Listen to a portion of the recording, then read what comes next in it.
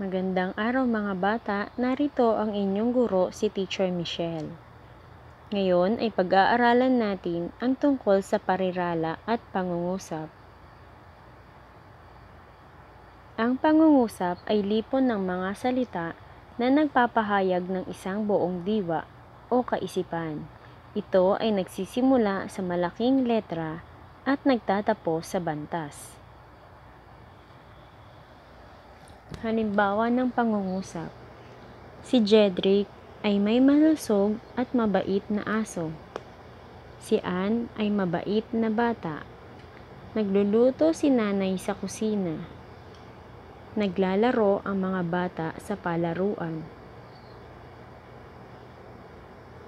Parirala. Ito ay lipon ng mga salita na walang buong diwa at ginagamit lamang sa bahagi ng pangungusap. Ito ay hindi nagsisimula sa malaking letra at walang bantas. Mga halimbawa ng parirala. Si Princess, si Jaril, ang aso, ang bata, masayang naglalaro, matulog sa hapon, magsuot ng mask, manatili sa bahay. Ngayon, piliin sa hanay B ang angkop na parirala para sa larawan sa hanay A. Basahin natin ang nasa hanay B. A. Mahusay kumanta. B. Mabilis tumakbo. C. Naupo sa sofa. Sagutan natin ang letrang A. Mahusay kumanta.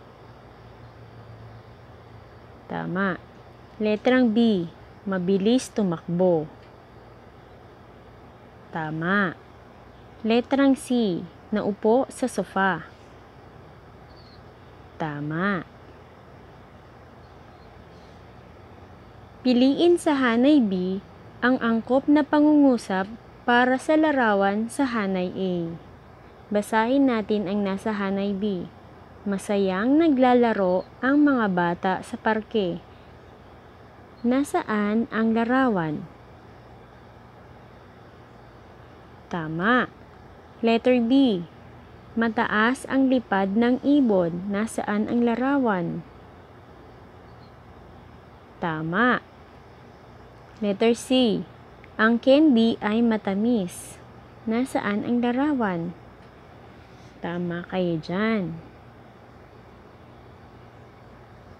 Piliin sa kahon ang angkop na pariralang bubuo sa bawat pangungusap. Narito ang mga pagpipilian. Ang mga bata, ang karpintero, ang nurse, ang trapiko, ang magsasaka. Unang bilang. Nagkukumpuni ng sirang blank. Nagkukumpuni ng sirang upuan. Ano ang sagot? Ang karpintero. Tama. Ikalawa, inayos ng pulis blank. Ano ang sagot? Ang trapiko. Inayos ng pulis ang trapiko. Ikatlo, nagtanim ng prutas at gulay blank. Ano ang inyong sagot? Ang magsasaka. Nagtanim ng prutas at gulay ang magsasaka. Ikaapat, blank ay naglalaro sa bakuran. Ano ang inyong sagot? Tama, ang mga bata. Ang mga bata ay naglalaro sa bakuran. Ikalimang bilang. Katulong ng doktor sa panggagamot ang nurse. Okay, ang tamang sagot ay ang nurse.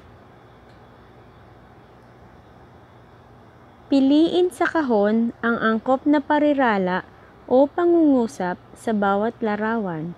Isulat ito ng may wastong baybay, bantas, at gamit ng malaki at maliit na letrang bubuo sa bawat pangungusap.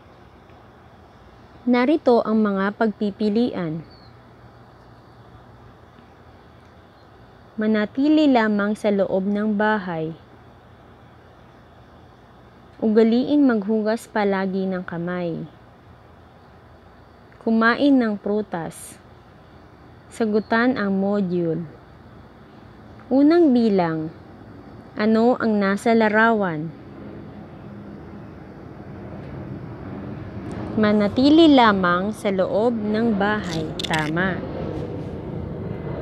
Ikalawang bilang. Ano ang nasa larawan? Ugaliing maghugas palagi ng kamay. Tama. Ikatlo. Ano ang nasa larawan? Kumain ng prutas. Tama. Ikaapat. Ano ang nasa larawan? Sagutan ang module. Tama. Ngayon ay naunawaan nyo na ang parirala at pangungusap. Nawa ay marami kayong natutunan sa araw na ito. Maraming salamat sa inyong pakikinig.